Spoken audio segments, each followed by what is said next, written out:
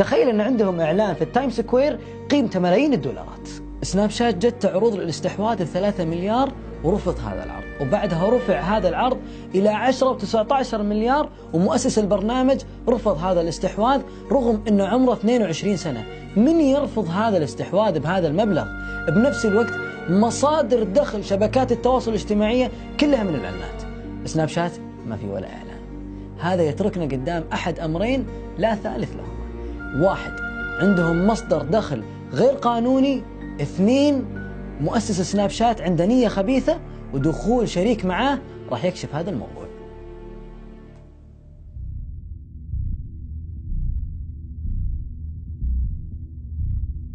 بعد نهاية لقائنا مع الخبير التقني عبد الله السبع، أسر لنا أنه بعد أن حذر أكثر من مرة من سناب شات في وسائل التواصل الاجتماعي، اتصل به 2 من مشاهير انستغرام والذين انتقلوا لسناب شات مؤخرا، وذكروا له أن لديهم تفسيرا لمصدر دخل سناب شات. اتصلنا بهم، وبعد محاولات حثيثة اقتنعوا بتسجيل لقاء معنا وكشف الحقيقة. وكانت حقيقة صادمة، حقيقة لم تخطر ببالنا ولا ببال أحد. بداية الموضوع زينا زي أي ناس نشيطين بسناب شات، خصوصا احنا بالانستغرام.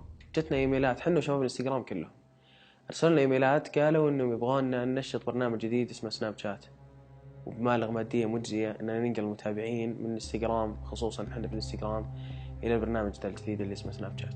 بعدها الموضوع تطور، صاروا يبوننا ننتقل لسناب شات بشكل كامل، بنفس الوقت المتابعين نسحبهم معنا. وهذا اللي صار بالبداية، إنه حاولنا ننقل أكثر المتابعين الموجودين عندنا للسناب شات، وبدينا ننشط أكثر بسناب شات، وبدينا إذا نزلنا فيديو أو صورة بالانستغرام نقول للشباب اللي عندنا تابعونا بسناب شات، وإذا بغيتوا تشوفوا الفيديوهات الباقية زي ما تقول وسيلة إنه نحاول ننقلهم ونجذبهم لسناب شات. بس كان عليها عرض مغري، الصورة اللي ننزلها في الانستغرام ونقول لمتابعينا يتابعونا في سناب شات كان عليها مبلغ صعب الواحد يرفضه. طبعا لاحظنا شيء غريب بالمبالغ اللي تجينا بالبداية، إنه تيجي من حسابات محلية وحسابات ناس سعوديين، لكن كل مرة يختلف الحساب.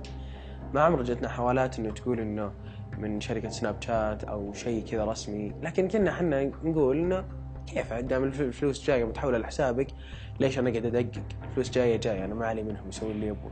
بعدها الموضوع تحول، شلون أقول لك، تحول من كان حبي يعني شوي أول، تحول لشيء زي ما تقول مو بإجباري، بس نوعا ما بطريقة كلامهم بالإيميلات اللي قاعد يرسلوا لنا بعد المرة الأولى إنه نبغاكم تصوروا ثواني أكثر، ما يهم إذا كانت في موضوع ولا لا. صار عندنا شيء زي الوظيفة، شغل رسمي، إنه يبغون ينقلون متابعيننا حنا ومتابعين الناس بشكل عام بالسوشيال ميديا كانت تصير معهم إلى سناب شات، حتى لو ما عندي شيء تقوله تصور الثواني ذي. صراحة زالنا الموضوع في البداية، نصور اللي نبي ونقول اللي نبي، المتابعين يعني صاروا يتفاعلون معنا أكثر، يعني ما يحتاج أشرح لك. يعني فلوس فوق كذا قاعدين ننبسط. كيف يعني تماديتوا؟ تمادينا اللي أقدر أقوله لك إنه صورنا أشياء ما كان المفروض إنه نصورها، يعني كانت ممكن أحد يستخدمها ضدنا، وللأسف هذا اللي صار. يعني والله كنت أقول له إن اللي قاعد نسويه ذا بينكبنا، بس ما كان يسمع الكلام. لا ضروري توضحوا لنا إيش اللي صار معاكم بالتفصيل. لا خليني أقول لك السالفة. يوم من الأيام وصلنا إيميل، نفس الإيميل اللي كان يرسلنا قبل يبغانا ننقل سناب شات واتفق معنا، لكن إيميل كان فيه محتوى ثاني للأسف، إنه يطلب منا إننا يعني كان فيه الموضوع ابتزاز بالعربي، كان فيه الإيميل هذا مرفق فيه صور وفيه أشياء شخصية ما كانت المفروض تطلع، ما كانت المفروض تنحفظ. يعني نفس برنامج سناب شات كانوا هم اللي حافظينه، فحنا انصدمنا للأسف. ما تعرف اللي ما ندري شو نقول، قعدنا واقفين قدام الشاشة ساكتين ما ندري أبدا وش نقول عن ذا الموقف، يعني وش بنسوي، وش اسودت الدنيا بوجهنا. إيش اللي كان مرفق بالإيميل؟ الإيميل هذا كان مرفق فيه حسابات المشاهير واسماء المشاهير، يبغولنا شركة سناب شات إن احنا ندفع. فكانت اللعبة بالأصل إنه اللي كانوا يدفعونا بالأول كانوا يعني ناس مشت عليهم هذه السالفة، والحين حنا بيجبروني شركة سناب شات إن احنا ندفع لناس ثانيين زي ما كان في ناس قبل يدفعون لنا. فزي ما تقول مقلبنا مقلب بين كلب. من يوم نصور سنابات بدون ما نوقف، ننزل أي شيء بس أهم شيء ما نوقف. يعني صدق كان ابتزاز قذر واطي، بس ما نقدر نسكت أكثر من كذا.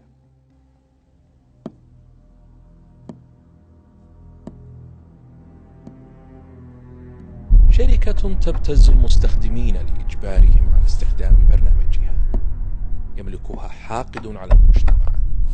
هل نحن بالفعل بصدد قنبلة ذرية اجتماعية؟ وما الذي ينوي إيفان فعله من خلال هذا البرنامج؟ من الواضح أن الربح المادي ليس على قائمته، وأن هدفه الرئيسي أن ينتشر البرنامج ويستخدمه أكبر عدد من المستخدمين. انكشاف حقيقة ابتزازهم للمستخدمين دفعنا للتواصل مع صديق إيفان مرة أخرى لنطلب منه لقاء صديقة إيفان نيكولا، ليغادر فريق برنامج مؤامرة مرة أخرى على أول رحلة متجهة للولايات المتحدة لمعرفة كامل الحقيقة. What I did to Ivan was a grave mistake. I regret ruining his life, but I was only a teenager. How could I have known? I mean, my biggest fear now is what he intends to do. I will always feel responsible for the disaster he causes. وعندما سألناها عن ماهية الكارثة التي تتوقعها، ردت والكلمات لا تكاد تخرج منها. About a month ago, Ivan sent me an SMS saying the revenge day is coming. The social nuclear bomb is about to explode. I didn't quite understand this at first, so I researched it on the internet and found this app.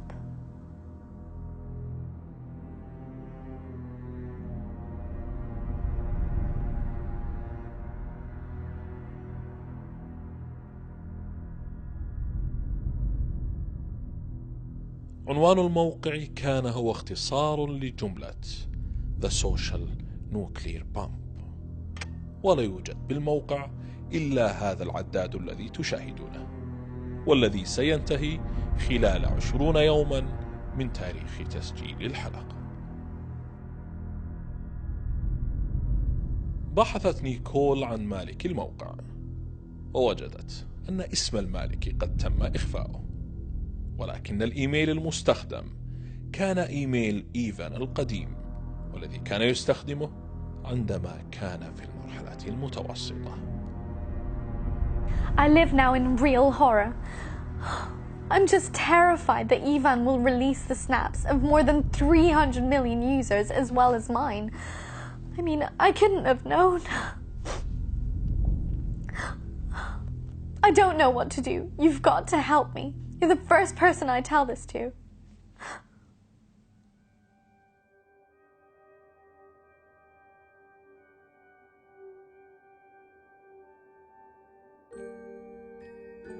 كيف يمكن للعالم أن يترك كارثة كهذه لتحل على البشرية؟